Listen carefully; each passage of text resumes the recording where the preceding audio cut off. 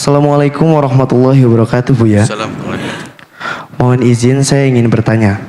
Saya berniat menggunakan obat kuat untuk meningkatkan stamina dan juga mohon maaf alat bantu pemuas dalam hubungan suami istri.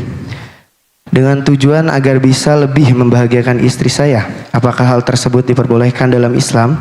Mohon penjelasannya, Buya. Jazakumullah khair. Terima kasih. Wassalamualaikum warahmatullahi wabarakatuh. Waalaikumsalam warahmatullahi wabarakatuh. Hidup sehat diajarkan. Artinya kalau Anda konsumsi sesuatu yang menjadikan badan Anda sehat. Bukan urusan menguat syahwat. Sehat. Setelah sehat, syahwat. Dan pembangkit syahwat yang paling dasar adalah kemesraan. Kemesraan. Komunikasi yang baik antara pasangan. Itu adalah pembangkit syahwat yang dahsyat. Badan sehat, kemesraan terbangun, akan bangkit syahwat.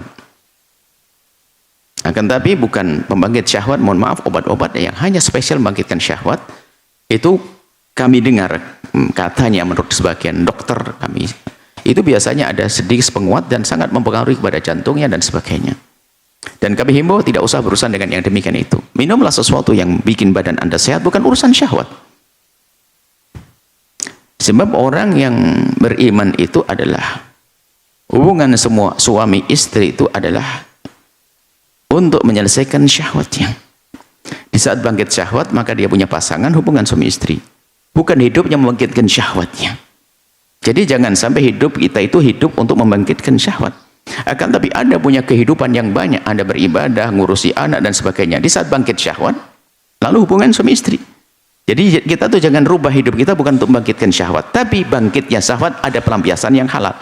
Sekarang ada yang dipikir adalah syahwat. Itu biasanya ada bermacam-macam sebab. Karena tontonannya, pergaulannya, omongannya syahwat terus.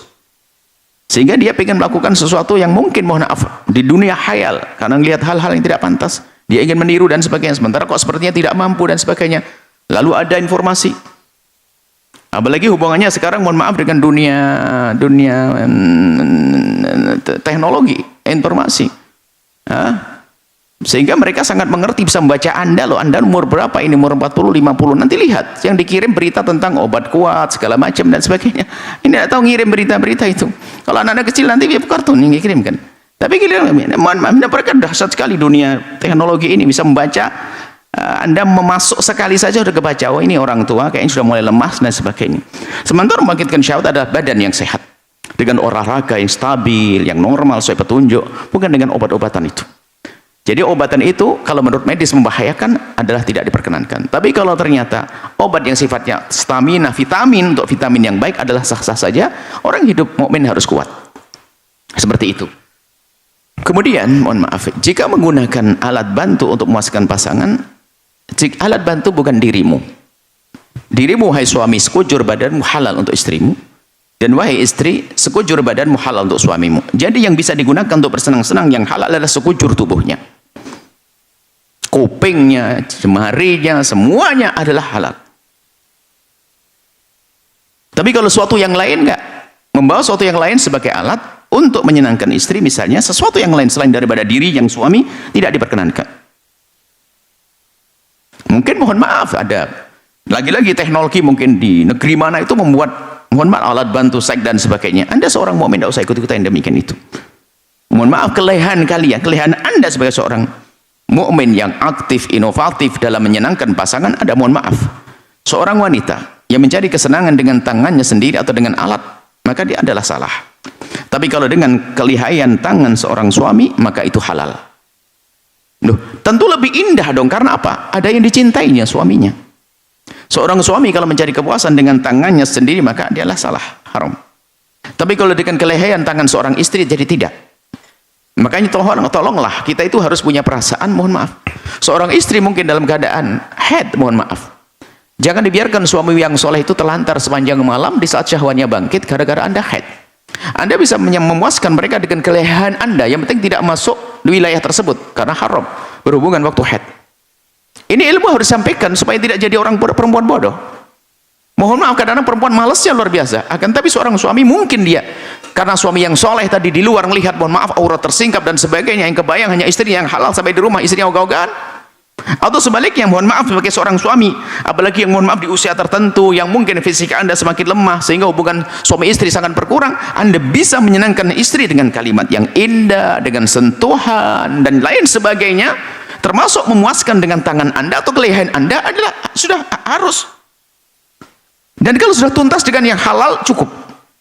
Tapi naudzubillah, haram, mohon maaf, apalagi hubungan seks hari ini sudah bermacam-macam gara-gara apa?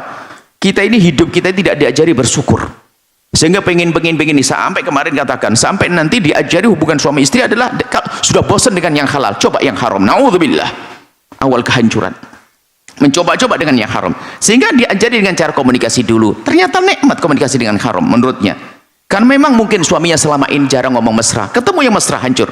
Padahal suaminya tidak mesra bukan karena tidak mesra, karena tidak semua orang sama dalam berkomunikasi. Terpesona dengan luar, alangkah banyaknya wanita melakukan kehinaan zina dan dia menjadi rendah gara-gara seperti itu. Sama seorang laki-laki terpesona dengan perempuan gara-gara mungkin perempuan yang diajak bicara lebih lembut dan sebagainya. Hati-hati, takutlah kepada Allah. Maka maksimalkan diri Anda di dalam memberikan pelayanan kepada pasangan dengan apa yang Allah berikan kepada Anda. Mungkin ada seorang laki-laki yang tidak bisa melayani secara maksimal dengan, mohon maaf, alat pribadi Anda. Tapi mohon maaf, wanita adalah tidak butuh hanya itu saja, akan tapi sentuhan yang lembut, kalimat yang indah, dan Anda bisa memberikan kepuasan dia, wanita istri Anda, dengan kelehaan tangan Anda dan sebagainya. Masih banyak cara seperti itu. Jadi dengan alat-alat tidak dianjurkan, justru karena dengan itu semuanya akhirnya mohon maaf, karena sudah terlatih dengan alat-alat tersebut, di saat suami tidak ada dia akan bermain sendiri dan seterusnya. Naudzubillah. Atau sebaliknya seorang suami, akan tapi pastikan Anda menjadi suami yang aktif inovatif, Anda istri aktif inovatif, dirimu adalah halal untuk pasanganmu sekujur tubuhmu, kecuali mohon maaf jangan hubungan waktu haid di wilayah tersebut. Mohon maaf kalau seandainya wanita dalam keadaan haid, seorang suami memuaskan wanita tersebut dengan sentuhan adalah halal.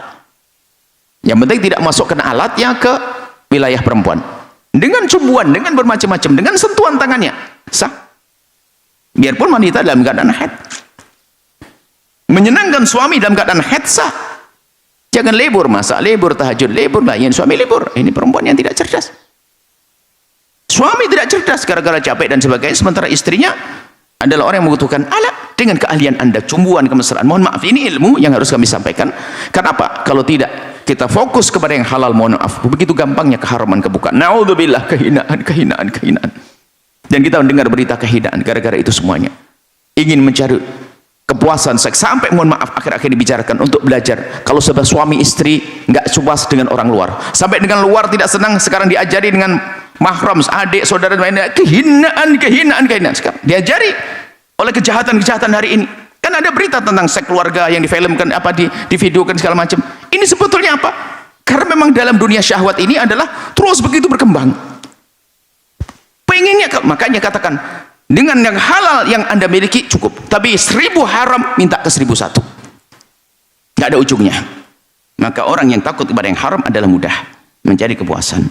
Tapi yang biasa dengan haram, lihat, biarpun sudah 2000 wanita, dia minta ke 2001. 2000 laki-laki, makanya yang biasa dengan kehinaan, kalau tidak segera tobat, dia akan rindu kehinaan, naudzubillah, sampai ke jahanam. Tapi Allah Maha Kasih, kami sampaikan kepada siapapun yang pernah kepleset dalam kehinaan, kembalilah kepada Allah dan takutlah kepada Allah. Jangan sampai tiba-tiba dicabut nyawanya dalam keadaan kehinaan. Naudzubillah, su'ul khatimah. Allah Maha Kasih, kembali kepada Allah. Akan tapi kami antisipasi. Pertama adalah pastikan Anda mencari kesenangan dengan yang halal, pasanganmu dengan bermacam-macam. Maka jadilah Anda suami yang aktif, inovatif, menyenangkan suami, menyenangkan istri. Seorang istri aktif, inovatif, aktif, semangat, kreatif, usil, menyenangkan suami. Seperti itu. Mohon maaf, ini kami perlu sampaikan. Dalam kajian kami tentang keindahan rumah tangga, ini masuk pembahasan ini. Ini hanya karena pertanyaan kami sampaikan. Jadi jangan menggunakan hal-hal semacam itu. Alat-alat itu benda asing, bukan Anda. Alat yang Anda bawa suami bukan Anda. Berarti istri Anda lebih senang dengan selain Anda. Bukankah Anda orang bodoh setelah itu? Kenapa Anda sendiri tidak bisa dengan, mohon maaf, dengan tangan Anda, dengan kelehaan Anda, dengan cumbuan Anda, dengan rayuan Anda, tidak bisa? Anda ini apa? Begitu loh ya. Semoga Allah menjaga kita dari sebab kehinaan, menjauhkan kita dari keharaman, mencukupkan kita dengan yang halal. Wallahu a'lam bishawab.